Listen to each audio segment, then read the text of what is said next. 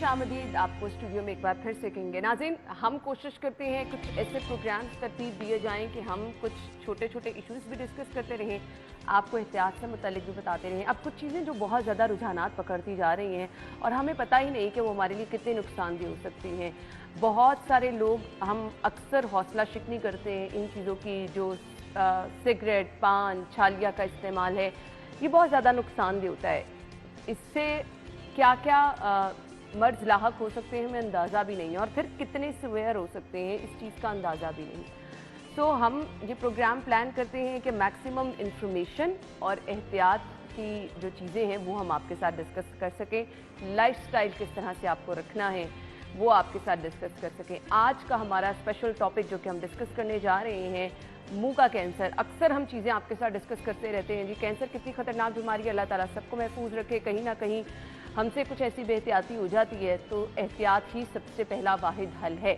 लेकिन इसकी वजूहात क्या हैं, इसका तरीका इलाज क्या है, पाकिस्तान में इसका बेहतरीन जदीद इलाज क्या मौजूद है, मुंह जबड़ा की जो सर्जरी है इसका क्या तमाम प्रोसेस होता है, और इसके साथ साथ हम सबसे पहले फोकस हमारा रहेगा प्रिवेंशन पर, एहतियात पर। बारहा हम ये जिक्र करते हैं कि एहतियात ही हर एक चीज़ का वाहिद हल है। अल्लाह ताला सबका जो है वो तहफ़्फ़ुज़ यकीनी बनाए, ज़िंदगी सेहत तंदुरुस्ती वाली हो आप सबकी।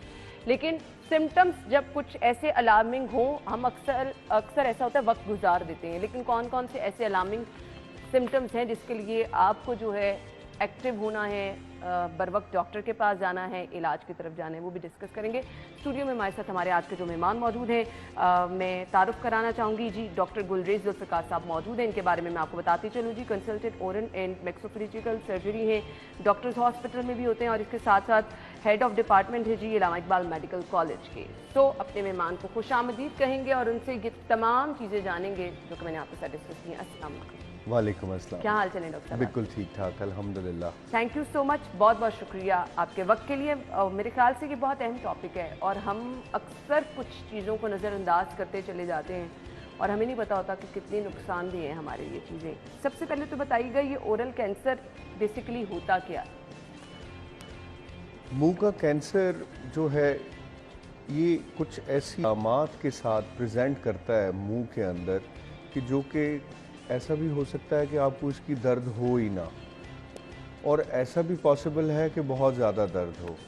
जब हम एसिम्प्टोमेटिक की तरफ जाते हैं कि जिसमें कोई दर्द नहीं है, तो वो ऐसी प्रॉब्लम बन जाती है कि इग्नोर हो जाता है और पता ही नहीं चलता, और जब पता चलता है उस वक्त तक ये काफ़ी एडवांस हो चुका होता है। और मोस्टली कैंसर ऐसे ही हैं कि आपको बिल्कुल लास्ट स्टेज पे जाते हैं। जी बिल्कुल, लेकिन मुंह एक ऐसी जगह है जो एक्सेसिबल होती है, जिसमें सबसे ज़्यादा इस्तेमाल मुंह ही हो रहा होता है। हम बात करते हैं, गर्म खाना भी खाते हैं, ठंडा खाना भी खाते हैं, पानी का मिर्चों वाला भी करते हैं, कोल्ड ड्रिंक्स बहुत सारी पीते हैं, फिजी ड्रिंक्स के अंदर इतनी वैरायटी है जो यूज़ की जाती है। और इसमें ये दूसरे कैंसर से मुख्तलिफ इसलिए है कि चेहरा और मुंह वो हिस्सा है जिस्म का जो हर वक्त अनकवर्ड रहता है, जो छुपा नहीं रहता है। बाकी अगर आप जिस्म के हिस्सों को देखें तो वो कपड़ों से ढके हुए होते हैं। दूसरा, बहुत सारी सेंसेस ऐसी हैं जो इस एरिया के साथ रिलेटेड हैं, जैसे कि खाना पीना, बात करना, आपके फेस के एक्सप्रेशन। ऑलमोस्ट आपका हर रोज हर टाइम ये चीज़ें इस्तेमाल में रहती हैं। आप कुछ खा रहे हैं, बात कर रहे हैं, तो आपका ये कहना है कि जल्दी पता चल जाता है? पता इसका अगर दर्द हो रही हो तो पता चलता है, अगर दर्द नहीं है तो बहुत देर तक इग्नोर्ड भी रहता है। फिर मुंह की बीमारियां इस तरह होती हैं कि इसको इग्नोर भी किया जाता है कि ये फंक्शनल प्रॉब्लम क्रिएट नहीं करती। अगर किसी को चलने फिरने में मसला हो रहा है तो वो शायद डॉक्टर को जल्दी कंसल्ट कर लेगा। लेकिन अगर मुंह के अंदर उसको कोई छाला निकला हुआ है तो वो शायद इग्नोर करे, कि जैसे एक मिथ बनी हुई है कि जी मुंह में छाले निकले हैं तो गर्मी हुई हुई है, आप लस्सी पियो, आप पानी ज़्यादा पी लो, आप ठंडी चीज़ें खाओ, गूंद कतीरा, और इस तरह की बातें शुरू हो जाती हैं। लेकिन इसको इग्नोर नहीं करना चाहिए। 10 दिन तक अगर मुंह के अंदर कोई छाला है, कोई गिल्टी है, कोई आपको सोज पड़ गई है और वो ठीक नहीं हो रही, तो आपको चाहिए कि अपने करीबी कंसल्टेंट के साथ राब्ता करें। सबसे बेस्ट तो है कि आप किसी मुंह चेहरा जबड़ा सर्जन के पास चले जाएं, और अगर एक्सेसिबल नहीं है, क्योंकि ये एक ऐसी फील्ड है पूरी दुनिया के अंदर ये भी तरक्की पजीर है और हमारे मुल्क में भी बहुत कम अवेलेबिलिटी है मुंह चेहरा जबड़ा सर्जरी की, तो आप डेंटिस्ट के पास चले जाएं, डेंटिस्ट भी इसको आइडेंटिफाई कर लेगा और देख लेगा कि इसको फर्दर इन्वेस्टिगेट करने की ज़रूरत है या नहीं है। डॉक्टर साहब, सबसे पहले आ जाए वजूहात की तरफ, क्या वजूहात हो सकती हैं? देखिए, हमारे मुल्क में एशिया में, entire Asia, south east Asia में ये काफ़ी कॉमन है। और अगर पाकिस्तान को आप लेते हैं तो मर्दों में इस वक्त सबसे कॉमन जो है वो ओरल कैंसर ही है। किसी ज़माने में प्रोस्टेट कैंसर जो है वो सबसे ज़्यादा मर्दों में कॉमन होता था और फिर ओरल कैंसर आता था। अब ओरल कैंसर सबसे ज़्यादा कॉमन हो चुका है क्या पाकिस्तान इसकी में। वजह ये जो पान, छालिया, गुटखा, नस्वार, स्मोकिंग, इन सारी हैबिट्स के साथ, और ये बहुत फ्रीक्वेंटली प्रेजेंटेशन इसकी है। इसकी वजह ये है कि लोगों को ये सारी चीज़ें एक्सेसिबल बहुत आसानी से हैं। बहुत आसानी आप से किसी भी जगह पर हो, छोटे से छोटे शहर में, छोटे से छोटे कस्बे में, सस्ती गांव भी मिल में जाती है, हर कोई बंदा खरीद सकता है। जी खरीद सकता है और बड़े इजीली एक्सेसिबल है। इवन बच्चों को एक्सेसिबल है। आप देखेंगे, आप बड़े कॉमनली देखेंगे कि रसीली सुपारी, तुलसी सुपारी, अच्छा बाकी डॉक्टर, सारी मुझे काफ़ी सारी सुपारियाँ। ये बताइएगा कि इसके लिए क्या कोई एज ग्रुप भी मैटर करता है कि इस एज के शख्स को हो सकता है, इसको नहीं हो सकता, कि किसी भी एज में? किसी भी एज को हो सकता है। ओरल कैंसर जो है ज़्यादातर दूसरे डेकेड के अंदर प्रेजेंटेशन है, दूसरे, तीसरे, चौथे डेकेड में, कि 20 साल से लेके 60 साल के लोग जो हैं उनके अंदर इसकी प्रेजेंटेशन आती है। डिफरेंट वैरायटी है। मेल्स में ज़्यादा होता है क्योंकि मेल्स ज़्यादा एक्सपोज्ड हैं, फीमेल्स में कम प्रेजेंटेशन है। ये हमारी एक अपनी अंडरस्टैंडिंग है कैंसर रजिस्ट्री की कि मेल्स में ये इसलिए कॉमन है कि वो लोग इन चीज़ों से ज़्यादा एक्सपोज्ड हैं, नस्वार से, चालिया से, सुपारी से। एक बड़ी अलार्मिंग चीज़ मैं यहाँ ज़रूर जिक्र करना चाहूँगा, सुपारी किसी किस्म की भी हो उसको अवॉइड करें। सुपारी के अंदर से थूक के साथ जब सुपारी मिलती है, एक केमिकल मुंह में निकलता है और वो मुंह के स्किन की जीन को ही चेंज कर देता है, और जो नरम है स्किन वो बिल्कुल इस तरह से बोर्ड हार्ड हो जाती है, इतनी सख्त हो जाती है कि मुंह खुलना, स्टार्ट में छाले निकलते हैं, फिर आहिस्ता आहिस्ता मुंह खुलना ही बंद हो जाता है। और वंस अगर जीन चेंज हो गई है तो फिर इसका इलाज जो है जीन जेनेटिक चेंज का वो मुमकिन नहीं होता है, और आपको उसके लिए मुंह खोलने के लिए जो सर्जरीज करनी पड़ती हैं फेस के ऊपर, क्योंकि मैंने पहले भी जिक्र किया आपके साथ कि ये वो एरिया है जो एक्सपोज नहीं है और खाने पीने में, बोलने में है, ये सारे के सारे फंक्शंस इफेक्ट हो जाते हैं और क्वालिटी ऑफ लाइफ जो है इंसान की वो बहुत ज़्यादा ख़राब हो जाती है। जी बिल्कुल, चिलीज़ जो हैं, असल में ओरल कैंसर जो है तो एक जेनेटिक डिजीज़, जीन आल्टर्ड तो है, लेकिन उस जीन को आल्टर्ड को बाहर निकलने के लिए, प्रेजेंटेशन के लिए कि कैंसर हो जाए, कुछ ख़ास फैक्टर्स चाहिए, और ये चिलीज़ उनमें एक बड़ा इम्पॉर्टेंट फैक्टर है। जिन मुल्कों के अंदर बहुत ज़्यादा स्पाइसेस खाए जाते हैं, जैसे इंडिया है, पाकिस्तान है, श्रीलंका है, वहाँ पर ओरल कैंसर ज़्यादा कॉमन है, और ये एक एस्टेब्लिश्ड फैक्ट है कि एक इम्पॉर्टेंट फैक्टर भी है चिलीज़ का।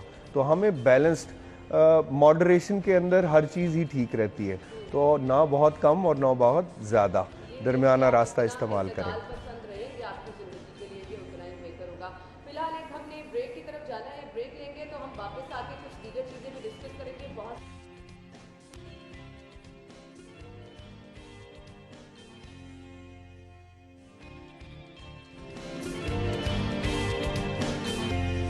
Welcome back. हम गुफ्तगू का सिलसिला आगे बढ़ाएंगे। हमारे साथ हमारे मेहमान मौजूद हैं और मुंह का कैंसर कितना ख़तरनाक हो सकता है ये हम डिस्कस कर रहे हैं। तो सबसे पहले कुछ हम वजूहात की बात जहाँ कर रहे थे, कुछ ऐसे सिम्टम्स भी हैं जो कि नज़र नहीं आते हैं और पेशेंट को पता भी नहीं होता कि उसको कैंसर हो सकता है, जो कोई अलार्मिंग ऐसे सिम्टम्स हों कि हमें एहतियात तभी से कर लेनी चाहिए। जी बिल्कुल हैं, जिनको हम अपनी ज़ुबान में पोटेंशली मलिग्नेंट डिसऑर्डर्स कहते हैं। ऐसे अमराज कि जिनमें कैंसर बनने के चांसेस एक आम इंसान से ज़्यादा है। वो ऐसी सूरत में भी पैदा हो सकते हैं कि ज़ुबान के ऊपर एक सफ़ेद निशान बन गया, उसमें कोई दर्द नहीं हो रही, अच्छा। लेकिन वो सुर्ख होने की बजाय या पिंक कलर के होने की बजाय जो नॉर्मल रंग होता है ज़ुबान का, उसके ऊपर एक सफ़ेद एरिया बन गया है 1 बाय 1 सेंटीमीटर का या 2 बाय 2 सेंटीमीटर का, और उसको नोट नहीं किया या इग्नोर किया जा रहा है। इंसान की ये नेचर है कि उसको अगर कोई मर्ज़ है, डिनायल में रहता है, कबूल नहीं करता है कि मुझे ये मसला है।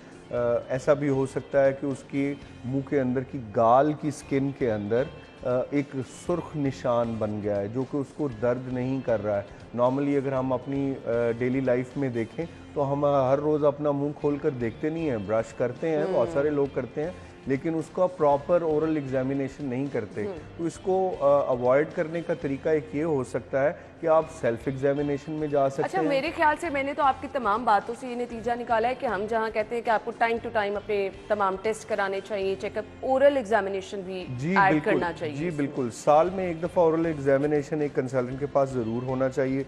आपके जो नियर बाय डेंटिस्ट हैं, ज़रूर हम डेंटिस्ट के पास भी साल में एक दफ़ा जाना चाहिए दांतों की हेल्थ के लिए। और मुंह चेहरा जबड़ा सर्जन जो हैं उनसे भी आप कंसल्टेशन ले सकते हैं साल में एक बार।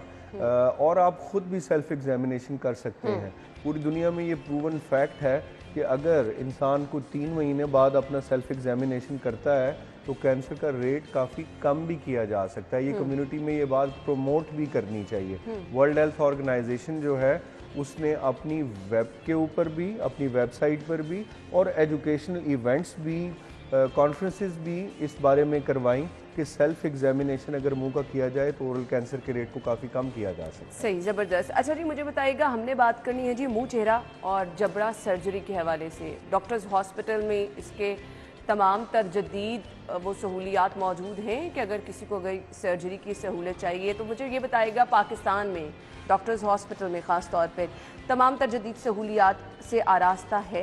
जी बिल्कुल, मैं इसमें मज़ीद गाइड करना चाहूँगा कि मुंह चेहरा जबड़ा सर्जरी में सिर्फ मुंह का कैंसर ही इसका इलाज नहीं है, बल्कि जो दुनिया में सबसे कॉमन डिजीज़ है वो है ट्रॉमा, फेस की बोन्स के फ्रैक्चर्स। जैसे एक्सीडेंट होता है, किसी की टांग फ्रैक्चर हो गई है, खुदा न ख्वास्ता बाजू फ्रैक्चर हो गया है, तो चेहरे की हड्डियां भी इसी तरह से फ्रैक्चर होती हैं। ऊपर वाला जबड़ा भी है, नीचे वाला जबड़ा भी है। इवन आंखों के जो सॉकेट्स हैं, इसके इर्द गिर्द जो हड्डियां मौजूद हैं वो भी फ्रैक्चर होती हैं और चेहरे की शक्ल जो है मुकम्मल तब्दील हो जाती है अगर इसका प्रॉपर इलाज ना हो। डॉक्टर्स हॉस्पिटल में मैक्सिलोफेशियल सर्जरी में, मुंह चेहरा जबड़ा सर्जरी में सबसे एडवांस जो दुनिया के अंदर जितनी भी अवेलेबिलिटीज़ हैं, गैजेट्स की, इंस्ट्रूमेंट्स की, इलाज की, एनेस्थीसिया, बेहोशी का बैकअप इसमें बहुत अच्छा चाहिए होता है और बड़े ख़ास लोग बेहोशी के लिए चाहिए होते हैं जो कि जबड़ा सर्जरी को ट्रीट करवाते हैं। वो सारी अवेलेबिलिटी भी बहुत अच्छी तरह से मौजूद है। अगर आप पब्लिक सेक्टर में देखें तो सरकार ने भी इसके ऊपर काफ़ी काम किया है। पाकिस्तान का जो पंजाब का सबसे बड़ा सेंटर है जबड़ा सर्जरी का, वो मेयो हॉस्पिटल में है। फिर हमारे पास जिन्ना हॉस्पिटल में, अल्लामा इकबाल मेडिकल कॉलेज में। मैं ख़ुद इस चीज़ का सरबराह हूँ क्योंकि इससे इफ़ेक्ट होने वाले लोग 70% तक ऐसे हैं जो मुतवस्सत तबके से ताल्लुक़ रखते हैं और 30% लोग ऐसे होते हैं जो तकरीबन, ये एक अंदाज़ा है कि जो अफोर्ड कर सकते हैं। तो ये दोनों अवेलेबिलिटीज़ मौजूद हैं। अगर कोई साहिब हैसियत है तो वो डॉक्टर्स हॉस्पिटल में बड़ा अच्छा इलाज इसका करवा सकता है हर किस्म का। और अगर कोई अफोर्ड नहीं कर पाता तो पब्लिक सेक्टर में भी इसकी अवेलेबिलिटी बेहतरीन इलाज वहाँ पे मौजूद है। डॉक्टर साहब, ये एक बहुत, मैंने आपकी बातों से अंदाज़ा लगाया कि बहुत ही सेंसिटिव किस्म का ये इलाज है। बिल्कुल। आपके डॉक्टर का मुस्तनद होना कितना ज़रूरी है, क्योंकि अल्लाह ताला रहम करे, एक भी चीज़ इधर से उधर हुई तो तमाम बिगाड़ हो सकता है। सो मुझे ये बता दीजिएगा कि अगर खुदा ना खास्ता किसी को इलाज कराना है, आपके मुस्तनद डॉक्टर का इंतखाब कितना ज़रूरी है? देखें जी, कोई भी मर्ज़ है उसका अपना स्पेशलिस्ट मौजूद होता है मोस्ट ऑफ द सिचुएशंस में। अगर कम है तो वो एक अलग बात है, लेकिन मौजूद ज़रूर होंगे। जिस चीज़ का इंसान को जो प्रॉब्लम है, मिसाल के तौर पर अगर उसको मुंह का प्रॉब्लम है तो उसको मुंह चेहरा जबड़ा सर्जन के पास ही जाना चाहिए। हमारे यहाँ बड़ा कॉमन मिथ है कि हम क्वैक्स के ऊपर भी डिपेंड करते हैं, हम हिकमत पे भी डिपेंड करते हैं। मुंह के कैंसर में पिछले 40-50 साल के अंदर पाकिस्तान में उसके इलाज में और उसके सक्सेस रेट में कोई बेहतरी नहीं आई। मैं ये आपसे जानना चाह रही थी, कैंसर के बारे में सुन के लोगों को लगता है लाइलाज है, इसका कोई इलाज मौजूद नहीं है, एक खौफ सा तारी हो जाता है। मुझे इसमें बता दीजिएगा कि रिकवरी रेशो क्या रहती है? देखें, डिपेंड करता है कि किस स्टेज पे पेशेंट प्रेजेंट हुआ है। मैं वही बात वहीं से आगे बढ़ाऊंगा कि क्यों, ऐसी वजह क्या थी कि कोई इसमें बेहतरी नहीं आई सर्वाइवल रेट में। इस वजह से नहीं आई कि जब मरीज़ हमारे पास पहुंचता ही एडवांस स्टेज में है, या तीसरी स्टेज में पहुंचेगा या चौथी स्टेज में, सबसे पहले वो दम दरूद कराएगा, फिर उसके बाद किसी हकीम के पास जाएगा, फिर और इधर उधर के मशवरे लेगा, और जब तक वो डॉक्टर या जबड़ा सर्जन के पास पहुंचता है तो कैंसर या तीसरी स्टेज में या चौथी स्टेज में। अगर पहली स्टेज पे पकड़ा जाए तो उसका 5 साल का सर्वाइवल रेट 90% तक भी है, और अगर दूसरी स्टेज में आता है तो अप्रॉक्सीमेटली 60-70% पे चला जाता है। तीसरी स्टेज में आता है तो वो ये 50% से भी इसके चांसेस कम हो जाते हैं, और अगर चौथी स्टेज में है तो अनफॉर्चुनेटली इसके चांसेस बचने के 5 साल के सर्वाइवल के 30% से भी कम हो जाते हैं। और फिर आपको और बहुत सारी मोडेलिटीज़ करनी पड़ती हैं साथ, खाली सर्जरी से काम नहीं चलता। आपको रेडियोथेरेपी, शुआएं भी लगानी पड़ती हैं, कीमोथेरेपी, टीके इंजेक्शंस जो होते हैं। कीमोथेरेपी एक ऐसी इंजेक्शंस होते हैं जो कैंसर के ख़िलाफ़ जो दवाइयाँ यूज़ की जाती हैं, और वो एक आसान काम नहीं है। सर्जरी इटसेल्फ बड़ा पेनफुल प्रोसीजर है। आप अंदाज़ा कर सकती हैं, अगर मुंह के अंदर एक छोटा सा छाला भी निकल आए तो बहुत पेनफुल के साथ साथ बोलने चालने में भी प्रॉब्लम, खाने पीने में भी प्रॉब्लम। और अगर मुंह में कोई सर्जरी हुई भी है, मिसाल के तौर पे ज़ुबान का कैंसर हो गया है, ज़ुबान की सर्जरी हो गई है, एक पोर्शन ज़ुबान का निकल गया है, तो लाइफ लॉन्ग इसके इफ़ेक्ट्स इंसान पे रहते हैं। तो इट इज़ वेरी इंपॉर्टेंट कि ये अर्ली डायग्नोसिस हो, और वो एक ही सूरत में पॉसिबल है कि आप, अगर कोई ऐसा प्रॉब्लम होता है और वो 10 दिन तक ठीक नहीं हो रहा, आप जनरल फिजिशियन के पास गए हैं, अपने मेडिकल फिजिशियन में, जैसे नज़ला खांसी बुखार के लिए जाते हैं, और उसने कोई दवाई दी है और 10 दिन में ठीक नहीं हो रही, तो फिर स्पेशलिस्ट को चेक करवाएं। पे रब्ता करना चाहिए। Prevention is better than cure. Prevention के लिए डॉक्टर साहब क्या करना है? देखें जी, प्रिवेंशन के लिए हेल्दी फूड, सेल्फ एग्जामिनेशन, कि आप 3 महीने में एक दफ़ा अपने मुंह को गुड लाइट के अंदर खुद देख लें, ज़ुबान को मूव करके देख लें। अगर कुछ आला निकला है, कोई गिल्टी बन गई है, गर्दन के अंदर कोई गिल्टी बन गई है, आपको मुंह से खून आ रहा है, कई दफ़ा ऐसा होता है कि आप सुबह उठते हैं तो थोड़ा सा ब्लड जो है वो आपके तकिए पे लगा हुआ है, तो उसके लिए आपको बॉदरसम होना चाहिए। लोग ये सोच लेते हैं कि जी हमने शायद ज़ोर से रात को खांसी की होगी तो उस वजह से आ गया। इसको इग्नोर नहीं करना चाहिए। हेल्दी फूड, जिसमें 2 फ्रूट्स आप डेली अपनी लाइफ में ज़रूर रखें। बहुत ज़्यादा मिर्चें ना खाएं, एतदाल पसंदी से रहें। नस्वार, गुटखा, छालिया, सुपारी, सिगरेट, इन सारी चीज़ों से परहेज़ करें, और साल में एक दफ़ा किसी अच्छे कंसल्टेंट के साथ, जहाँ पे भी आप मौजूद हैं, जहाँ पे भी आपको जैसी भी अवेलेबिलिटी है, आप अपने मुंह का मुआयना ज़रूर करवाएं। ये वो चीज़ें हैं जिसका आपको ख्याल रखना है। अच्छा जी, डॉक्टर साहब मुझे ये बताइएगा, हमारे यहाँ हर दूसरा बंदा हाई ब्लड प्रेशर, डायबिटीज़ का मरीज़ है, कहीं पर साथ आपको ये प्रॉब्लम हो जाए तो ये तो मेरे ख्याल से बहुत ज़्यादा प्रॉब्लम हो जाती होगी डायबिटिक पेशेंट के लिए। हाई ब्लड प्रेशर किस तरह फिर मैनेज किया जाए? देखें, डायबिटीज़ जो है हमारे मुल्क में बड़ा कॉमनली ये कहा जाता है कि मैंने थोड़ी जी शुगर है या ज़्यादा शुगर है। डायबिटीज़ जो है या नहीं है, और अगर डायबिटीज़ है तो उसमें कॉम्प्लिकेशंस इसकी अमराज की भी ज़्यादा बढ़ जाती हैं, ना कि सिर्फ इलाज मुश्किल हो जाता है, और उसकी कॉस्ट भी बहुत बढ़ जाती है, और आपको दोनों तीनों चीज़ें इकट्ठी मैनेज करनी होती हैं। इसको हम अपनी ज़बान में कोमॉर्बिड कंडीशंस कहते हैं, कि ब्लड प्रेशर का भी है, हार्ट का भी प्रॉब्लम है। हो सकता है कि किसी को हार्ट का प्रॉब्लम है, ब्लड प्रेशर का प्रॉब्लम है, तो वो खून पतला करने वाली दवाई खा रहा है। हाँ। तो अगर वो खा रहा है तो आपको उसको बंद करना है, फिर आपने मुंह का इलाज करना है, और उसके लिए फिर आपको कार्डियोलॉजी से या मेडिकल फिजिशियन से, जिसने भी वो दवाई दी है, उससे पूछना पड़ेगा ये सेफ भी है, इसको बंद करना है या नहीं। और अगर आप बंद नहीं कर सकते, मिसाल के तौर पे कार्डियोलॉजिस्ट कह जाता है कि आप नहीं बंद कर सकते, दिल को इफेक्ट हो जाएगा, तो फिर हमें और बहुत मुश्किलात हमारी बढ़ जाती हैं ऐसे मरीजों का इलाज करने की, और डेफिनेटली उनकी कॉस्ट भी बहुत बढ़ जाती है। कॉस्ट भी बढ़ जाती है। आपने एहतियात तो हर सूरत ही करनी है। अच्छा जी, डॉक्टर साहब मुझे ये भी बताइएगा, जैसा कि हमने बात की, अब ये मुंह जबरा सर्जरी जो है, इसके लिए मशीनरी, इसके लिए आलात, स्टेरिलाइज होना, मतलब आपको एक एक स्टेप पे बहुत ज़्यादा एहतियात करनी पड़ती है। तो हम अगर किसी मुस्तनद डॉक्टर के पास नहीं जाते, या फिर किसी ऐसे ही नीम हकीम ख़तरा जान जैसे कहते, आपके मुंह में अगर कोई ऐसे इंस्ट्रूमेंट का इस्तेमाल हो रहा है, हम अक्सर जाते हैं इंस्ट्रूमेंट्स ऐसे जो है डेंटल सर्जन के पास चले जाएं या फिर ऐसे ही दांत का इलाज कहीं कराने चले, ये एहतियात भी ज़रूरी है? जी बिल्कुल। इससे भी कैंसर हो सकता है अगर इंस्ट्रूमेंट्स वगैरह आपके स्टेरलाइज नहीं हैं या कुछ? मैं इसके बारे में आपको एक्सप्लेन करना चाहूँगा। इंस्ट्रूमेंट्स नॉन स्टेरलाइज्ड होने से कैंसर नहीं हो सकता, लेकिन अगर कोई पेशेंट ऐसा ट्रीट किया गया है जिसको हेपेटाइटिस बी है, सी है, कोई और इन्फेक्शन है, तो वो अगर इंस्ट्रूमेंट स्टेरलाइज नहीं है तो वो बीमारी लग जाएगी। इसको कहते हैं क्रॉस इन्फेक्शन। क्रॉस इन्फेक्शन जो है उससे कैंसर नहीं फैलता है, लेकिन बाकी बहुत सारी बीमारियां हैं जो इससे फैलती हैं।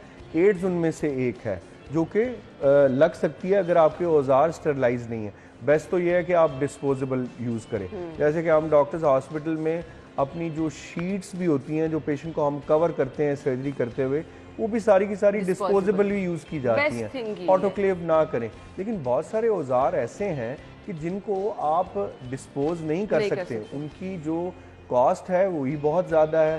फिर कुछ चीज़ें ऐसी हैं जो आप फेंक नहीं सकते। मिसाल के तौर पर अगर आपके पास कोई कैमरा मौजूद है जो ऑटोमेटिक रिकॉर्डिंग कर रहा है, या माइक्रोस्कोप है, जैसे कि कैंसर के अंदर कोई 4थी स्टेज के कैंसर का कोई मरीज़ आया है, तो उसमें हालात ये होते हैं कि हमें जिस्म का जबड़े का कुछ हिस्सा ही रिमूव करना पड़ा है, और जब हमने रिमूव किया है तो हमने उसको बनाना भी है। तो जब बनाना है तो जो हमारी रिकन्स्ट्रक्टिव टीम हमारे साथ होती है, अल्लाह ताला ने इंसान की टांगों में 2 जबड़े एक्स्ट्रा रखे हुए हैं, एक राइट टांग में एक लेफ्ट में। ठीक है कि अगर किसी के जबड़े का कोई पोर्शन या पूरा जबड़ा मिस होता है तो उसको दोबारा बनाया जा सकता है। अब उसको दोबारा बनाने के लिए माइक्रोस्कोप की ज़रूरत होती है कि हमने वो टांग के जबड़े की शरियानें जो हैं वो गर्दन की शरियानों के साथ जोड़नी है।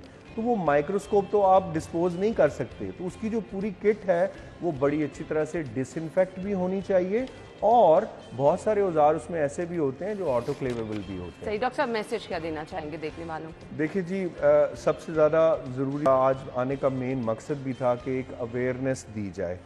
मुंह चेहरा जबड़ा सर्जरी जो है उसकी अवेलेबिलिटी इतनी मुश्किल अब नहीं रही। इवन लाहौर के अंदर 10 से ज़्यादा सेंटर मौजूद हैं, पब्लिक सेक्टर में भी, प्राइवेट सेक्टर में भी। आम आवाम के लिए जो सबसे इम्पॉर्टेंट मैसेज है कि वो अपना 3 महीने में एक दफ़ा अपना मुंह का मुआयना ज़रूर करें। एक गुड लाइट में आप एक टॉर्च के साथ कर सकते हैं। साल में एक दफ़ा किसी जबड़ा सर्जन से, मुंह चेहरा जबड़ा सर्जन से अपने मुंह का मुआयना ज़रूर करवाएं। और अगर आप किसी ऐसी जगह पर हैं जहां पर मुंह चेहरा जबड़ा सर्जन मौजूद नहीं है, तो आप एक जनरल डेंटिस्ट के पास भी जा सकते हैं, वो भी आपको गाइड कर देगा। क्योंकि हो सकता है कि कोई एसिम्प्टोमेटिक जिसमें दर्द नहीं है, कोई मसला नहीं है, कोई सफ़ेद छाला है, कोई सुर्ख छाला है जो हो और आपको उसका पता नहीं है, तो वो फिर आपको गाइड कर देगा कि इसको फर्दर इन्वेस्टिगेट करने की ज़रूरत है या नहीं।